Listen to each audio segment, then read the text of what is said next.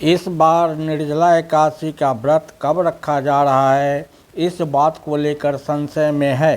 तो जान ले निर्जला एकादशी व्रत का सही तिथि। इस व्रत को भक्त निर्जला रहकर पूर्ण करते हैं। साथ ही व्रत के एक दिन पहले संध्या के समय से ही एकादशी व्रत के नियम शुरू हो जाते हैं। तो अब जानते हैं निर्जला एकादशी कब है। इस बात को लेकर लोगों में उलझन की स्थिति है। आप भी निर्जला एकादशी व्रत की सही तारीख को लेकर कन्फ्यूज हैं, तो हम आपको बता रहे हैं इस बार यह व्रत कब रखा जाएगा।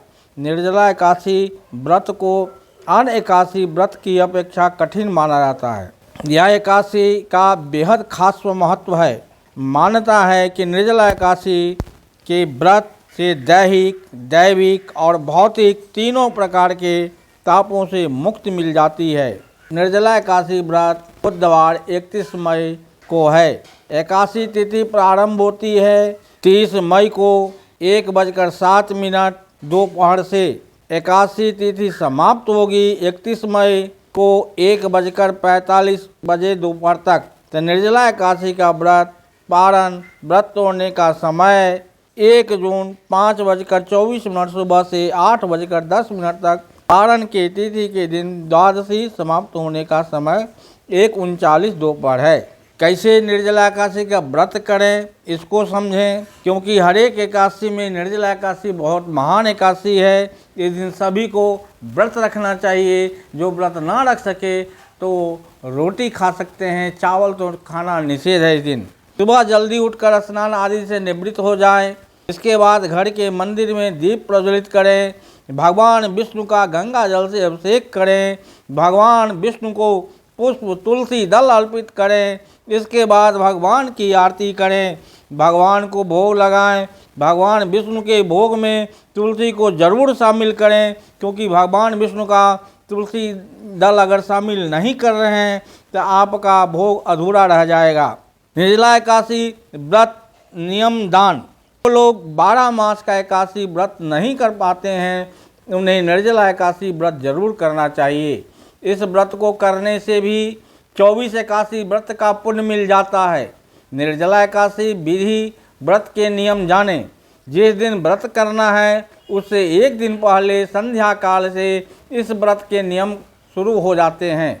रहें और संध्या काल के बाद भोजन नहीं करें। व्रत के दिन सुबह में स्नान करने के बाद भगवान विष्णु का पूजन करें, पीला वस्त्र धारण करें। पूजन के बाद कथा सुने।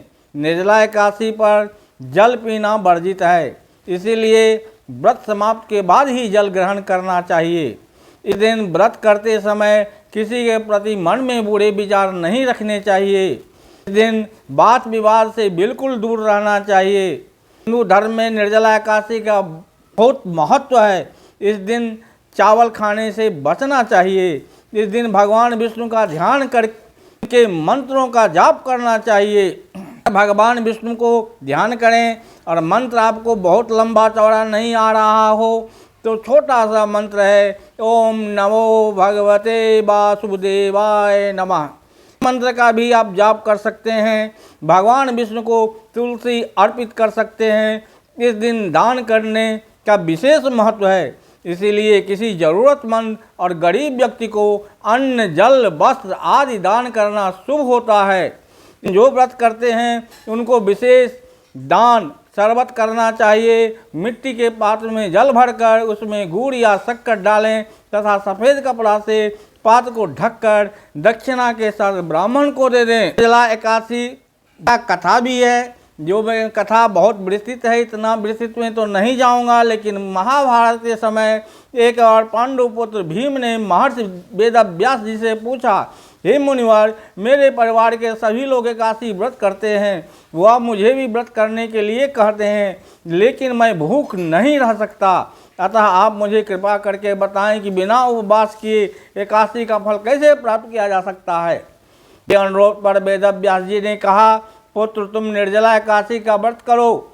इसे निर्जला एकादशी कहते हैं। इस दिन अन्न और जल दोनों का त्याग करना पड़ता है। ज्योति तिथि के सूर्योदय से द्वादशी तिथि के सूर्योदय तक बिना पानी पिए रहता है। वह सच्ची श्रद्धा से निर्जला व्रत का पालन करता है, उसे जितनी एकादशी आती है उन सब एकादशियों का फल एक ही एकादशी के व्रत से करने से मिल जाता है। महर्षि वेदव्यास जी के वचन सुनकर भीमसेन निर्जला एकादशी का व्रत का पालन करने लगे और पाप मुक्त हो गए। तो इसे भीम एकादशी व्रत भी कहते हैं, क्योंकि भीम इसी एकादशी का व्रत शुरू किए। मानव को करना चाहिए निर्जला एकादशी का व्रत। भगवान विष्णु, माता लक्ष्मी प्रसन्न रहेंगे।